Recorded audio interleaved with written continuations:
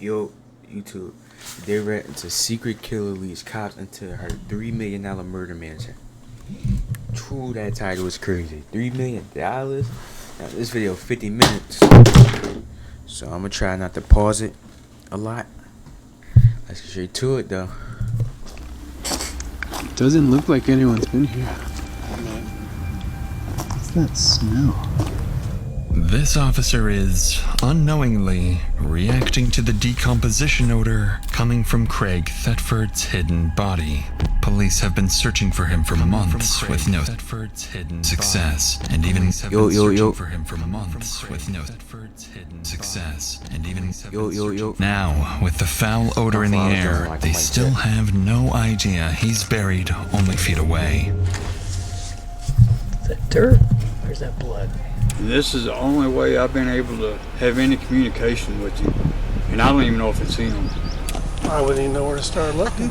There's some weird going on. Whoever killed Craig covered their tracks meticulously, using chemicals to mask the odor, disabling security cameras, and hiding in plain sight. And while detectives spend months trying to figure out where Craig went, the suspected killer quietly continues spending Craig's money, allegedly buying houses, cars, and crafting a plan to ensure they are never found. Dummy. Like, why are you buying stuff with the person that you killed card? That's the most dumbest thing you could do. They could just literally, like, that's so dumb. I need a water, bro. I'm getting ads. Where my ad blocker, bro?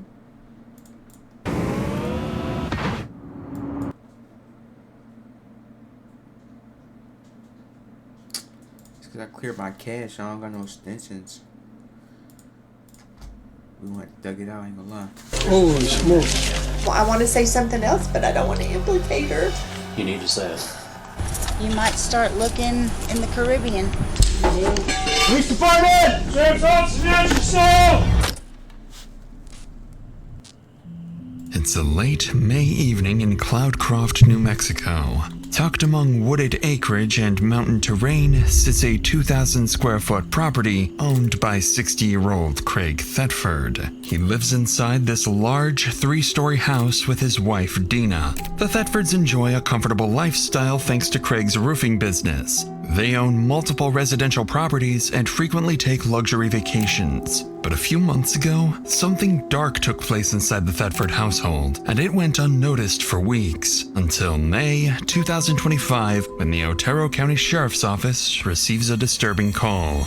Communications on a recorded line. How can I help you? Who would I talk to have a wellness check done on an individual? That would be me. What's going on? Okay. His name is Craig Thetford. Everybody here in Texas has been trying to get a hold of Craig for nearly 2 months. Okay. We can't get a hold of his wife. We're really concerned about him because this is not like him. He always answers his phone or calls back. Even his family here hasn't been able to get a hold of him. Nobody can get a hold of him. On the line is Larry Scott, requesting a welfare check on his friend. But something about this call is different. As Larry explains, nobody has seen Craig or his wife for months. A detail that's highly unusual since most missing person reports come within days. Following this, officers are dispatched to the address to conduct a welfare check on the Thetford couple. Once they pull up to the long driveway and step out into the mountain air, they can sense something is off about this place.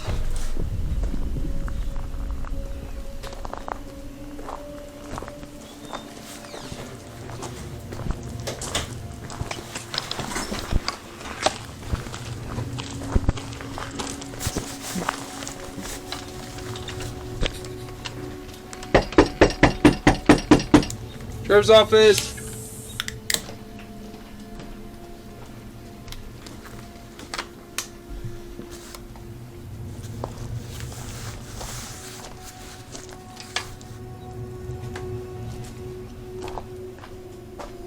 Can you see anything through the windows? horror Yeah, movie he has ass a pretty good look through the windows. music in the background. Doesn't look like there's anyone in there. As officers walk around the residence, they notice the sheer size of the property, with multiple carports and outbuildings. Lights are on throughout the home itself, but strangely, no one answers the door. Looking through the windows, one officer notices several boxes stacked, suggesting that the couple might be in the process of moving or had already left. As another officer circles towards the carport, he hesitates. There's something odd about the air around him. We got a pretty decent security camera on the back. Doesn't look like anyone's been here. I wonder what is that. What's that smell? Coming from the carport, a faint, strange odor drifts through the space, but up in the mountains with wildlife and wooded terrain, unusual smells aren't uncommon, so the officer brushes it off and moves on. With the home appearing vacant and no immediate signs of foul play, cops call it off and leave with the impression that the Thetford couple likely moved out and simply forgot to inform their friend Larry. Unknowingly, officers are walking away from the first signs that something far more sinister is at play. The next day, things begin to shift into something more serious as police receive a second call about Craig. However, this one carries more concerning details than the last. Telecommunications on a recorded line. How can I help you? Okay, this is gonna seem really, really strange. About 4 months ago, my grandpa had went off the face of the world, and he's a volunteer firefighter up there. He loved to do it. He talked to me about it all the time. And so I'd like to place a wellness check. But the only person that said she's talked to him in 4 months is his wife, and apparently now they're getting a divorce. He's doing a whole bunch of stuff, but I don't believe it. It's not my grandpa. It's just really strange. What's his name? Craig Thetford. And what's your name? My name is Cody Gibson, and I'm his grandson. His wife is supposedly in Texas getting a divorce. With yet another welfare check request from Craig's grandson Cody, a clearer timeline begins to form. It now sounds like Craig hasn't been missing for 2 months as previously believed by his friend. Instead, he hasn't been seen for over 4 months, which is even more alarming. Bro, 4 months? Additionally, the reason no formal missing person report was filed starts to make sense, as Cody goes on to explain that his grandfather's wife, Dina Thetford, has been telling everyone that Craig is in Mexico with another woman after filing for divorce. A story that doesn't sit right with Craig's grandson. Following this second call, Otero County Sheriff's... That don't even make no sense. So you telling me he's in New Mexico for 4 months, not texting nobody or calling nobody? That's not even believable. Deputies are dispatched back to Craig's house. This time, instead of simply knocking and leaving, they widen the scope. If Craig and his wife aren't inside the house, maybe someone nearby has seen or heard something. So deputies begin canvassing the surrounding properties, a decision that will quietly kickstart an investigation into what may become one of the most elaborate and twisted homicide cover-ups they've ever handled. Deputy Ventura with the sheriff's office. By chance, have you seen your neighbors over? No, sir, I hadn't. I've been really worried about him. Okay. Since January. And we were real good friends and everything. Okay. And we were both on the James Canyon Fire Department. Mm-hmm. And then come January, there was just no contact. No contact at all come January? I got him. I was on the James Canyon Fire Department there for about 5.5 years. Mm-hmm. And when he moved up here, I talked him into it. Okay. And I mean, we were real good friends and everything. Yeah. And then Josh over here, we got him on the fire department. Josh and Heidi here would know more information about them because I know. Do you know what the address is over there? It's that A-frame right there. This one right here? Yeah, this one right here.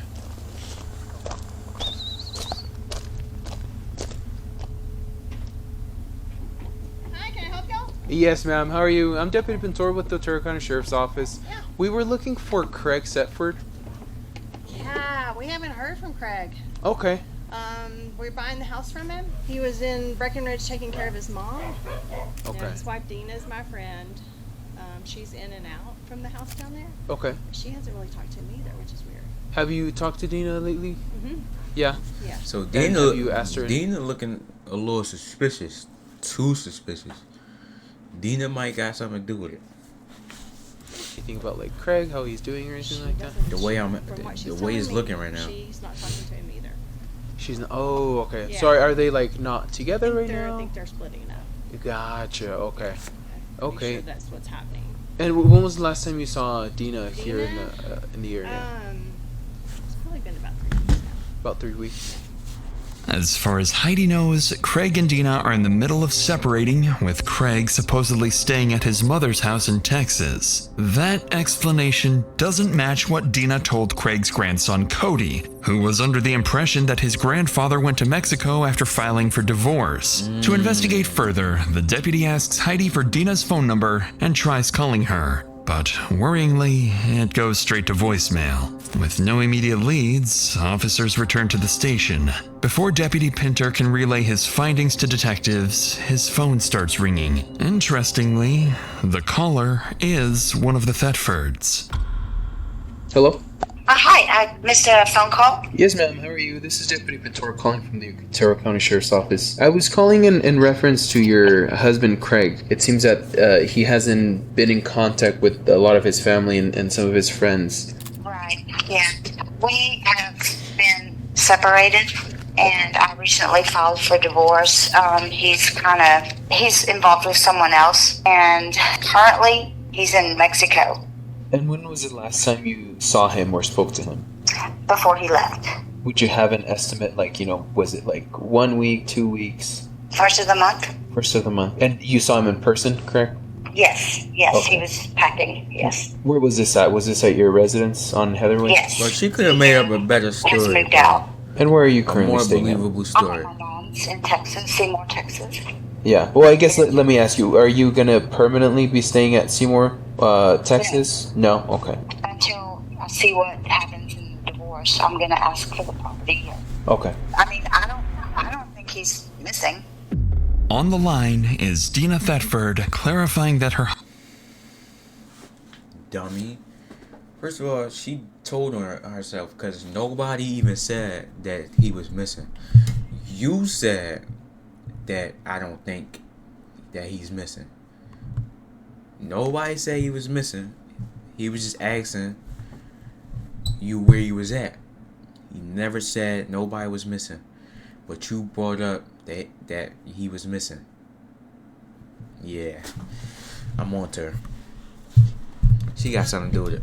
husband is actually in Mexico with another woman. The same story she told Craig's grandson, but different from what her neighbor reported. Naturally, this drastically complicates the investigation, as locating a missing person in another country is exponentially more difficult. But during the phone call, Dina also goes on to explain that she suspected Craig of cheating on her for nearly a year before confirming the affair a couple of months earlier. Now she's staying with her mother in Texas, but plans to return to New Mexico and fight Craig in court to keep the property for herself. The deputy confirms Dina's current phone number before ending the call. Aside from the inconsistent story about Craig's whereabouts, police have no reason to believe Dina is hiding anything. But that is about to change. You know, I tried to warn Craig. She did state if I could kill Craig and get away with it, I'd do it. My mom is crazy. Like, she's tried to kill me before. In the days that follow, Craig Thetford is officially entered into the FBI database as a missing person, and the case is assigned to Detective Bobby Curtis with the district's Major Crimes Unit. As Curtis begins digging into the couple's background, one detail immediately stands out. Craig is Dina's fourth husband. She had Fourth?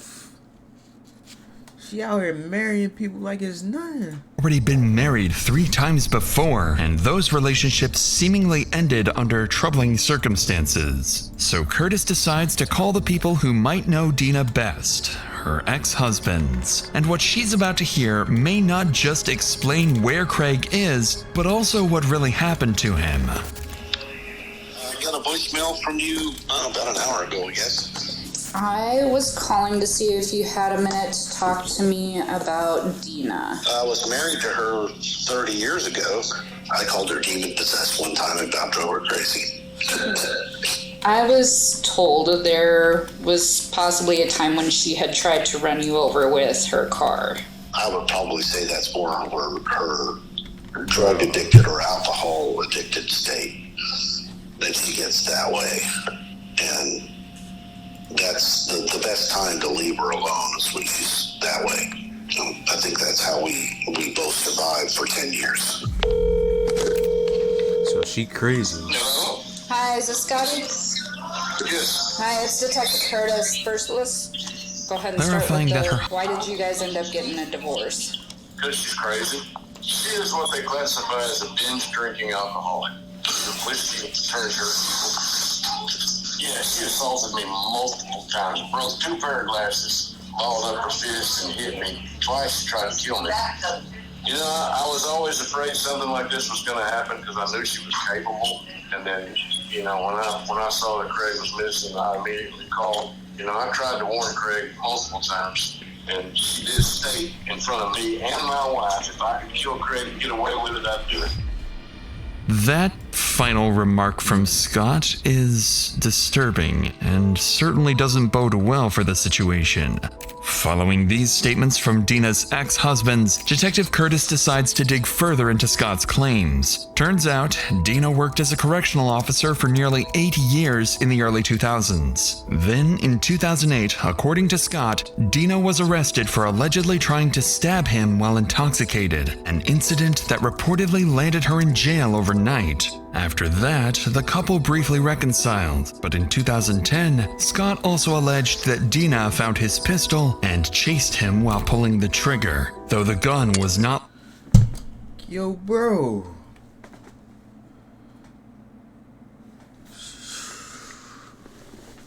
Man. Loaded, and he survived. As Curtis continues reviewing the reports, she notices that at various points over the years, Dina's daughter Leslie had lived with her and Craig. So one of Curtis's co-investigators reaches out to Leslie to gain insights into what was happening inside that house. When he finally gets her on the phone, she shares some startling information about her mother. How are you this morning? Good as it can be. How are you? I'm good. So, whenever you were living at the house, Leslie, was there domestic violence going on in the house? Did your mom and dad fight? Yeah, all the time. My mom is crazy. My mom is so crazy. Like, she's tried to kill me before. She stabbed one of her other husbands. She tried to run my real dad over with a car. She had my sister hogtied and thrown in a car and, like, shipped off one time. So, was your mom to you? Yep, to everyone, pretty much. I always thought she was, like, possessed, like, demonic. Like, it was so evil that, like, I just couldn't even believe, like, it was real. Okay. At the time that you were there at the house, did your mom and dad drink or use drugs? Either one of them? Yeah. Off-topic situation. Fingernails dirty as shit. Golly, that's all I'm looking at right now. Like. Yeah, she's an alcoholic. She's always been. She also does other drugs, and I think she might have poisoned him or been trying to poison him or something, or messing with his medication or something.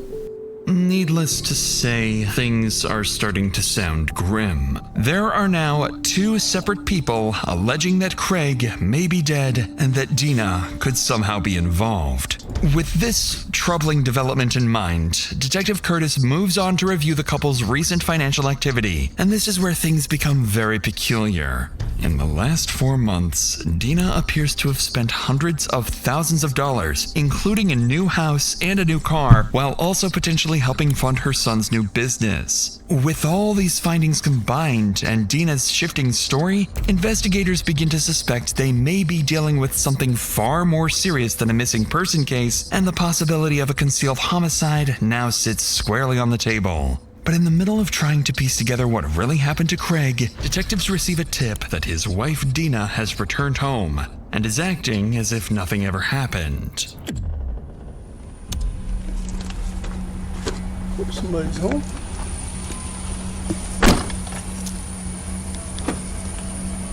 Following this, Deputy Roger Schoolcraft is sent to check if Dina returned home and can provide any answers. In a few seconds, he will come face to face with the one person investigators now believe may be their prime suspect. But before we get to that, if you're like me, you probably want to save money. Like, we see through all that. Like, you're not fooling nobody with that. Back to Deputy Roger, who's on the verge of hearing a story that may explain why Craig truly vanished.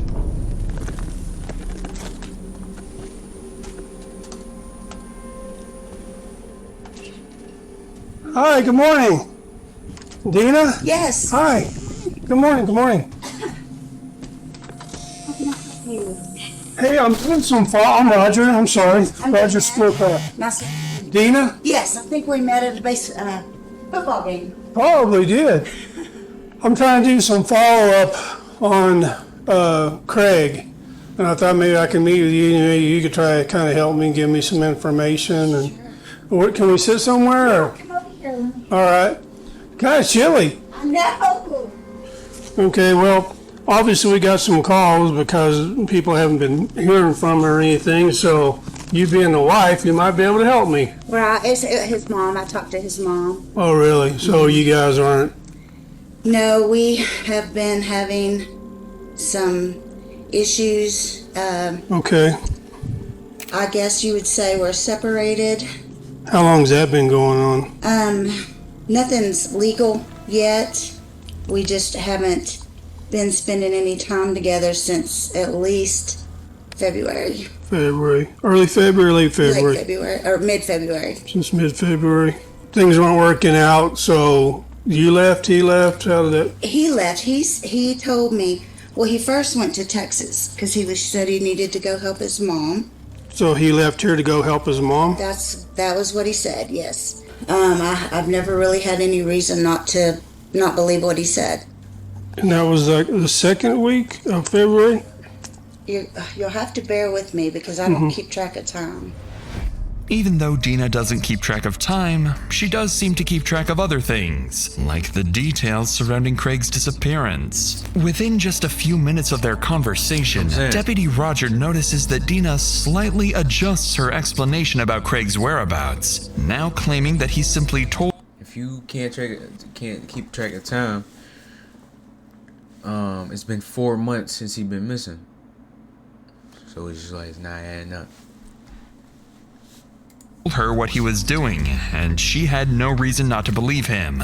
But as the pair continue rehashing the details, Dina begins to visibly sense that Deputy Roger isn't convinced. She appears to have no idea of the amount of suspicion that's been mounting against her. In reality, Dina is well prepared for this moment because she's about to present what she believes is concrete proof to validate her story and put an end to the growing suspicion around her. Man, I've never had a reason to doubt it, but now I do. I mean, I think that he has hooked up with some youngsters that are doing these classes, and I think he's reliving his youth. And he's ready for me to get out of the picture. So where would he be doing that at? Mexico, I guess. Mexico. But when I would come home, I mean, he's been here. It got to the point where he would just leave me a note, like that one over there. Now there's been several.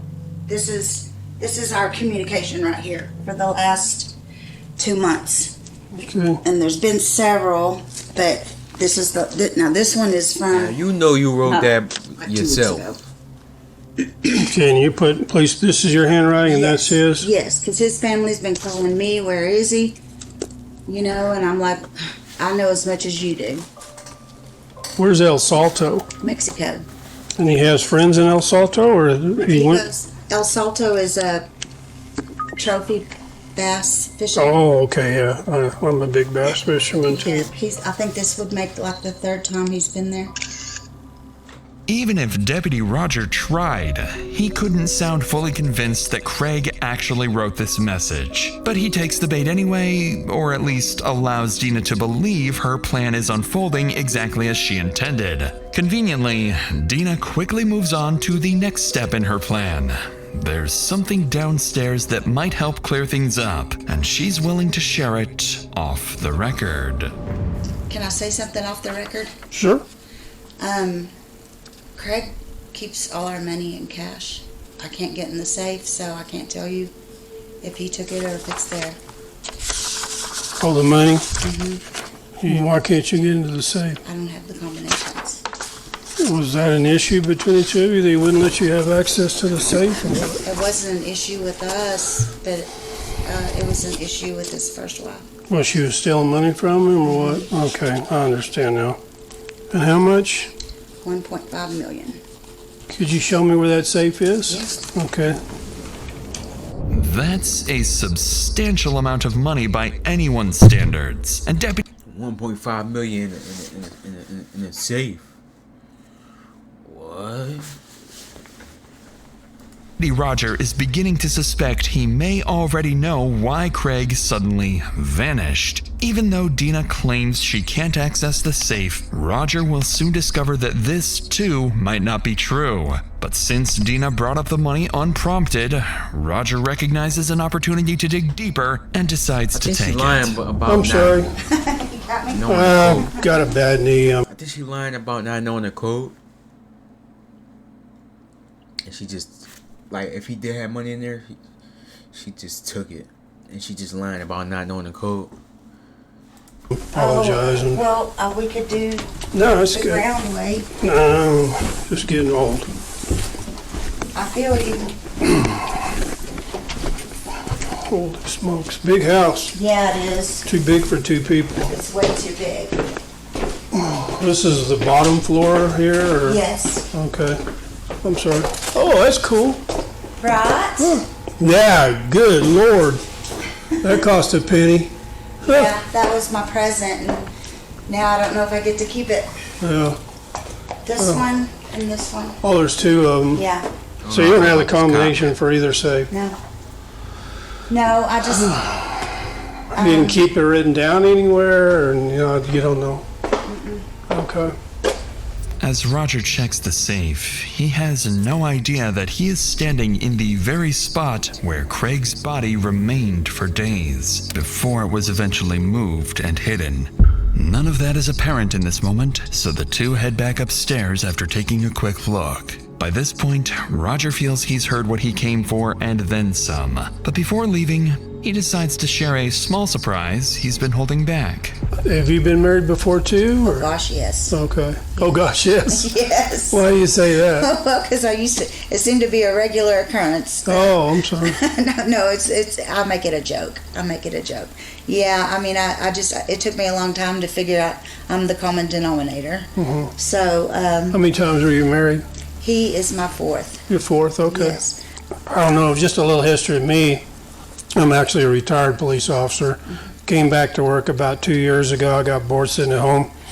But the vast majority of my career, I worked in investigation, CID, homicide unit in Albuquerque. So that's most. Yo, this officer getting me mad, bro. I was going to let him slide when he was downstairs and he said, "Oh, this is nice," cause I was gonna let him slide, but now I can't let him slide, bro. Nobody come on, bro. Like, we don't need your life story, bro. Come on, bro. You supposed to be getting evidence. So my career has been doing that. Deputy Roger leaves little room for doubt, subtly making it clear that he is, in fact, investigating a possible homicide. Even though Dina tries to appear nonchalant, her face tells a different story. She looks visibly taken aback by the idea that a homicide detective is now sitting in her living room, and the timing of Roger's reveal couldn't have been more deliberate, coming right after Dina seemingly acknowledged that she's the common denominator in her previous failed marriages. With the surprise revealed, Roger wraps up the conversation and heads out, leaving Dina with a clear implication that she may now be a prime suspect in the possible homicide of her husband, a thought that will soon begin to consume her. At the same time, Roger walks away with something else he believes he identified during the hour-long interview, a possible financial motive behind Craig's disappearance, as well as an even stronger suspicion that he may have just been speaking with the alleged killer. My thing is, like, he looked like he got his own stuff going on, and he looked like he got a lot of money and all that. My thing is, though, whether, I don't know how the relationship was, but if he was treating her good and she was treating him bad, like, bro, y'all living in a nice house, he got money, it seems like, and you over here killing him and doing all this stuff. Like, come on. Like, he got all this money, it seemed like. He got a nice house. Like, he got it going on for himself. For you to kill him? Like, come on, bro. Herself. Before heading back to the station to relay his findings, Roger's relentless instincts get the best of him. With more than 2 decades of experience and having handled a case with eerily similar circumstances that later turned into a homicide, he can't shake the feeling that something isn't right. So instead of leaving right away, he decides to stick around the neighborhood and speak with people who live nearby. A move that will not only fuel Roger's growing suspicions, but also reveal some new details police hadn't fully heard before. How are you doing? Hey, you. Roger School Club, we met. Yeah, I was at school. If you want to go in here, we can come up Will here. a dog bite me? No. Oh, okay. There. Just a good barker. What, do you know anything on the last time you saw him or talked to him? No,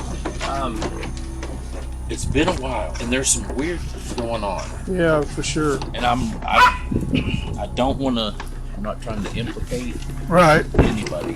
From what it sounds like in the past, you know, whenever those two get like, when I say those two, Craig and Dina, they get together, and you mix in a little bit of alcohol, things get a little bit flammable, or can be.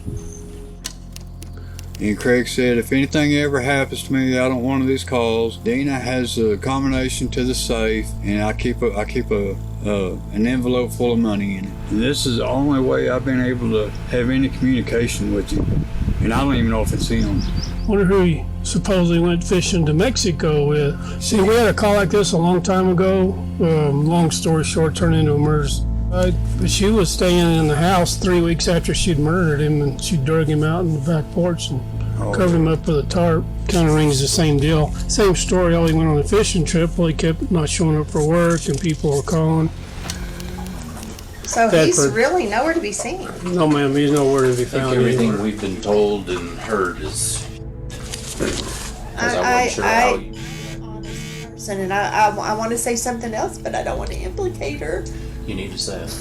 When we first moved here, we were just having conversations, and she was like, and she didn't say she'd kill him, but she was like, if it happened, you know, I'd be okay with it, kind of to that effect. Mm-hmm. By now, the pattern is becoming impossible to ignore, and it seems like everyone familiar with the couple is thinking the same thing. They're just hesitant to say it out loud. Notably, Craig's firefighter friend Thomas also reveals that Craig told him Dina has the combination to the safe, directly contradicting Dina's claims earlier when she claimed she had no way of accessing the money inside the safe. Roger records these statements and eventually heads back to the station to speak with the lead detective Curtis to determine their next steps. Even though investigators are now strongly considering the possibility of homicide, they still lack physical evidence of foul play, or Craig's body, at least for the time being. 5 days after his initial visit, Bro, 139 days. I don't know how, like, bro, that's a long time. That's half of a year. That's a long time. That's damn near like a half of a year, gang. Like, almost. Deputy Roger returns to the Thetford's house to follow up with Dina. They still haven't been able to reach Craig, and the situation is looking increasingly grim. But this time, something different awaits Roger. As he arrives and steps out of his car, he notices something unsettling on the ground. Uh-oh.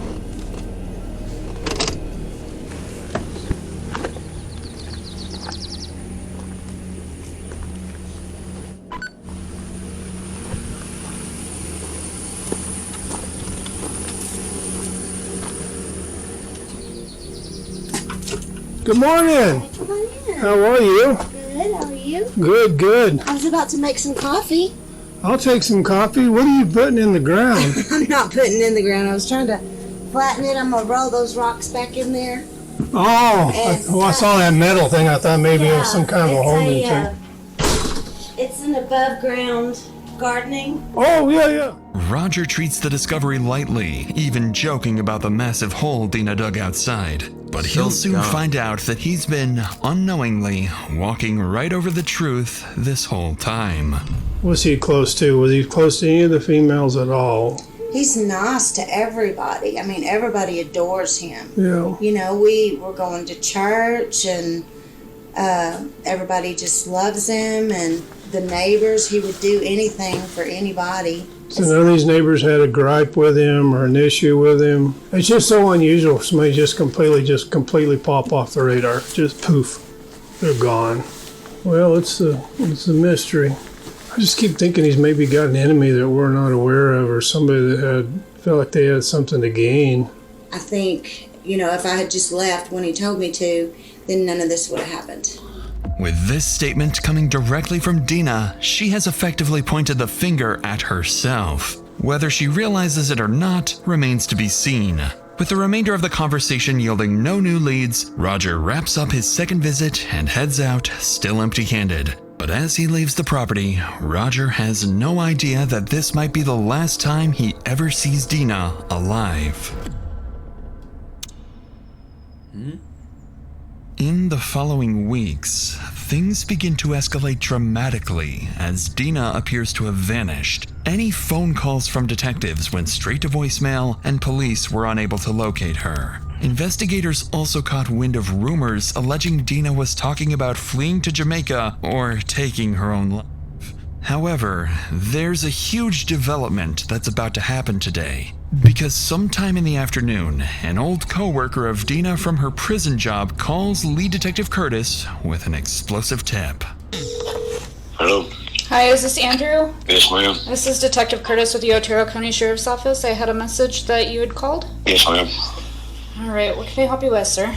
I recently got in touch with an old friend of mine. She was married to that dude, and apparently she said she shot him.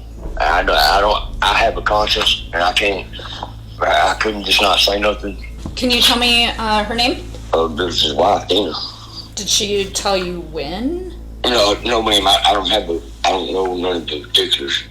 What everyone has been anticipating this entire time has finally come to fruition. Seemingly straight from Dina herself, according to her old friend Andrew. However, without a body or hard evidence, Detective Curtis can't obtain an arrest warrant or press any charges. But not long after this call, another development takes place. This time, police catch wind that Dina was at her mother's house in Texas and attempted to take her own life. Detective Curtis realizes how quickly and dangerously the situation What's up, Angela? I'm good.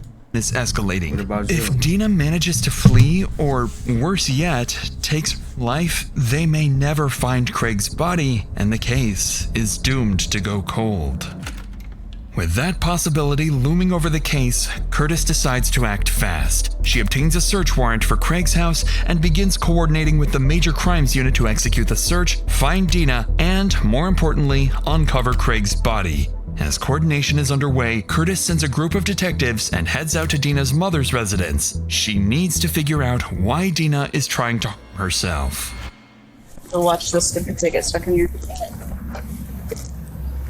Hi, Mary. I'm Detective Curtis with the Sheriff's Office in New Mexico. Is it okay if I come in? Sure. I understand that these guys updated you on why we're all here. Yes. That's good. Okay. We're hoping that maybe we could talk to you a little bit about everything that's going on, if that's all right. And tried to take her. Did Dina tell you why she wanted to take? It's going good. No. No? I just watched Did this she video. have a method she was planning on using? I don't know. Crazy. She didn't say that. I knew she was real depressed. But I didn't expect any of this. About how long has she been back here? She started coming back off and on. I think it was maybe, I'm not sure. Dina's mother is visibly shaken by the thought of her daughter harming herself, but she can't explain why Dina would take such drastic action. Detective Curtis wraps up the interview and gathers possible addresses for Dina's acquaintances, hotels, and hospitals where she might be. They need to find her before she can do something irreversible. Thank you for the follow, too. Appreciate that.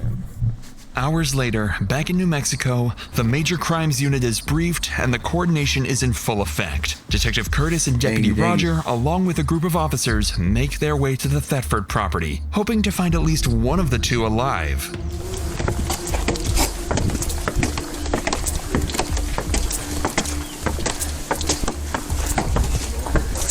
You still outside?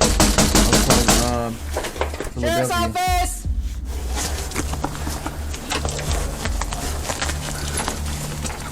Is there a code spot? No.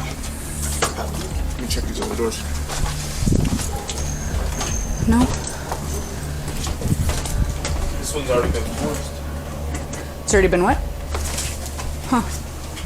After circling around the exterior of the top floor, deputies we discover got the one of the big front boy doors is suspiciously unlocked, suggesting Dina may be somewhere inside. Officers decide to conduct an initial sweep for potential threats. Given Dina's violent past, her prison officer background, and the murder allegations hanging over her, deputies can't be too careful. One of the deputies has a code for the garage door downstairs, and that's where they decide to make their entry. Through the garage! That door's familiar. Sheriff's office!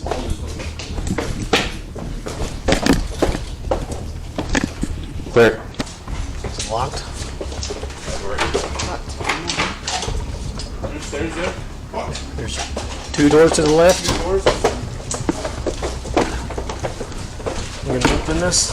Stairs. This video is crazy, bro. What's it? You got stairs? If you want, so there's another door on this other side. You want to check that door, and I'll go upstairs.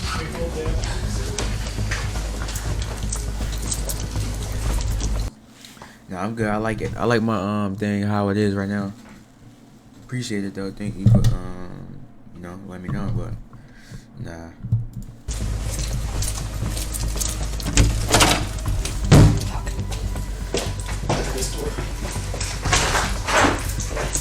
I got another door.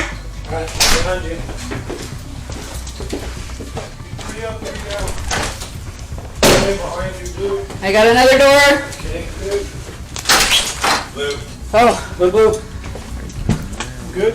Yep. Back around. After clearing the basement, officers spot Craig's safe that's supposedly holding $1.5 million in savings. A locksmith quickly gets to All work on that's unlocking gone. the safe, while deputies head upstairs to continue sweeping the house, where they'll soon find their That first 1.5 million clues not of in there foul no more. play. If it was in there, think she leaving that in there?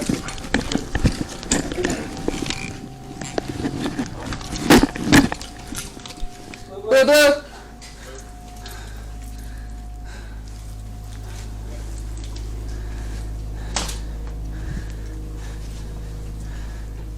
We're clear. Call clear. Go over here. I already checked the bedroom here and the bathroom and the closet.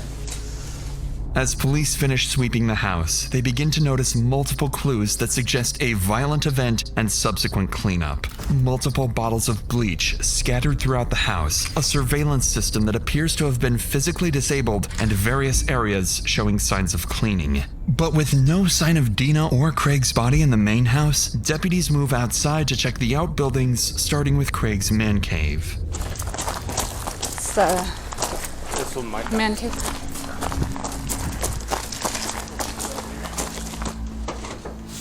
Man cave. Good job, blue.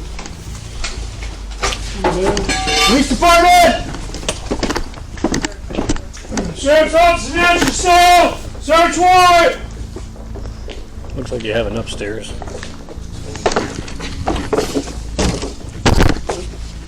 Small room, got a door.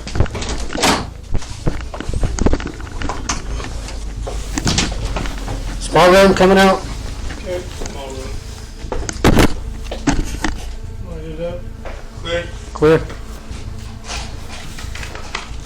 I'm looking to see if there's any cameras, but I didn't see. There's cameras on the back side of this house.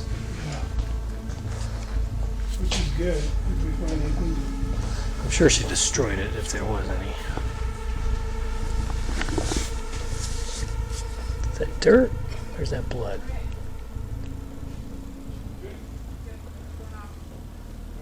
As deputies continue their search, they also find a table saw with possible blood traces, as well as suspected splatter in the workshop area. But still, no human body or remains anywhere. In the meantime, back in the basement of the main house, the locksmith is seconds away from opening Craig's safe and confirming something Deputy Roger had suspected all along.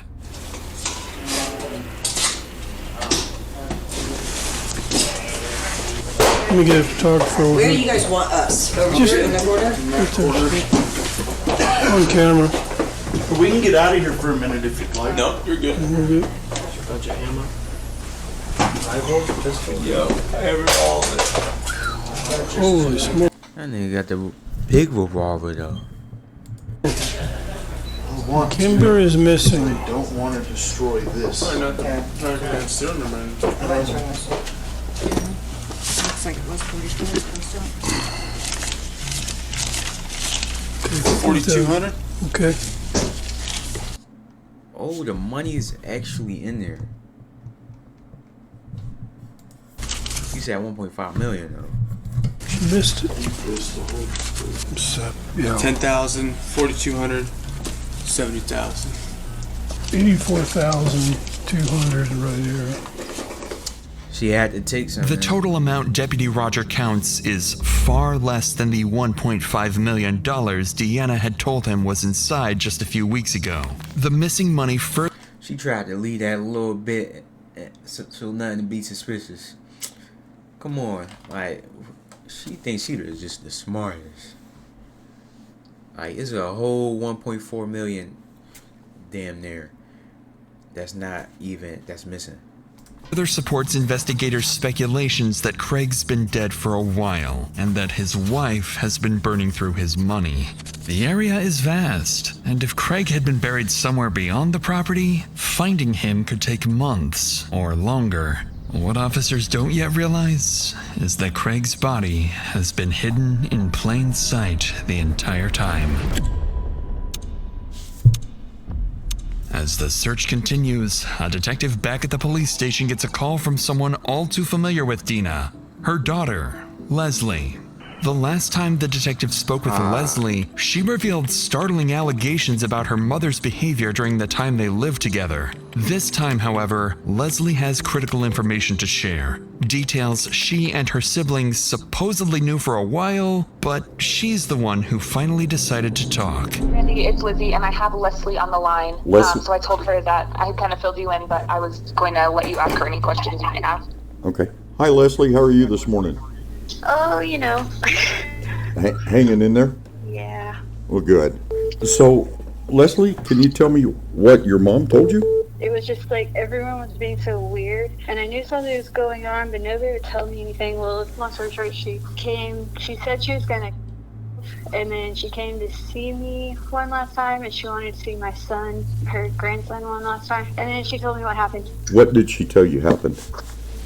That Craig pushed her down the stairs, and she shot him, and he fell into the pool room. She left him laying there on the floor for like a day, 2 days and a half, and then she wrapped him up, I don't know, rug, plastic wrap and stuff, and then they tied that up with a tractor, and they moved him with the tractor to the carport. Did and you? there's 2 carports over there. The daughter seemed calm. Daughter a little bit too calm for me. And I kind of have the feeling that he's probably in the one by the bunkhouse where he used to park, like underneath the tractor, or like something parked on top of him. Like it might be like they might have dug like a little hole or something. It's like a hidden in plain sight type of thing.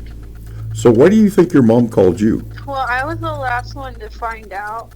My other siblings had already known for a long time.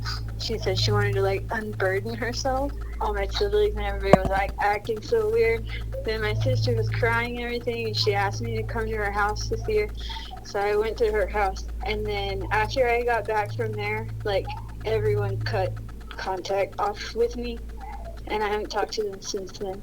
And just like that, Leslie seemingly cracks the case, giving investigators the breakthrough they've been looking for. The deputies back at the residence are informed that Craig's body is hidden on the property. Based on Leslie's tip, they move to conduct a thorough search of the detached metal carport west of the house, where investigators will discover that the truth has been hidden in plain sight all along.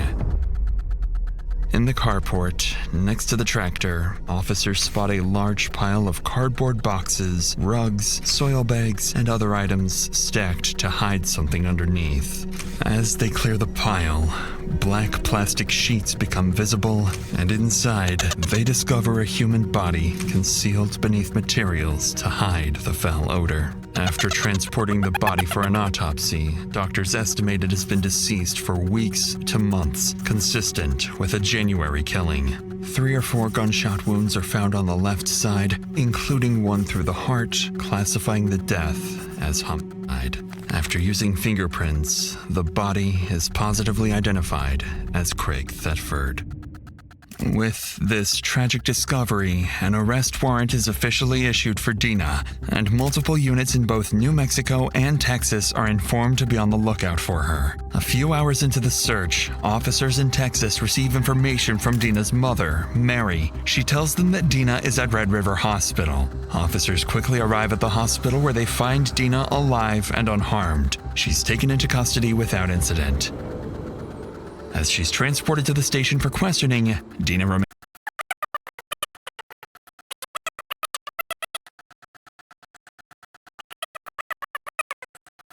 calm and cordial, almost as if she's been expecting this moment for months. Detective Curtis now has a body and what she believes enough evidence to pursue homicide charges. But there's one final question she doesn't have an answer to yet.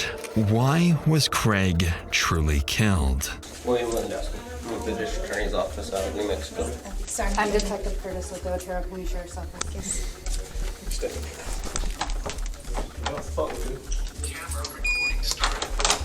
So, I'm sure you understand why we're all here? Yes. Did you get a copy of your arrest warrant yesterday? No, I haven't gotten a copy of anything by anybody anywhere. Okay. And I'm just going to tell you right now, I'm going to need a lawyer. Okay.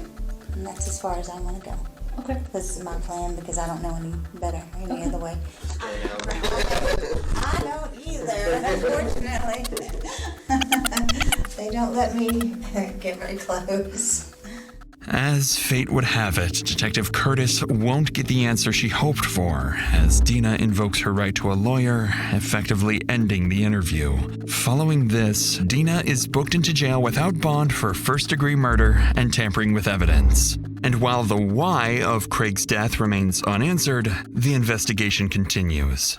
In the following weeks, detectives and prosecutors gather their evidence and build a classic circumstantial homicide case, alleging Dina intentionally shot Craig multiple times inside the house, moved and hid his body, lied repeatedly about his whereabouts, and looted shared assets.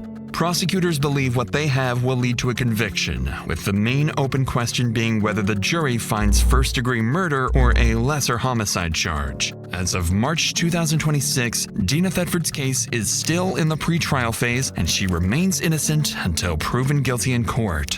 She faces life in prison with the possibility of parole after 30 years if convicted of first-degree murder, or 18 years if convicted of second-degree murder, plus additional time for the tampering charge. You.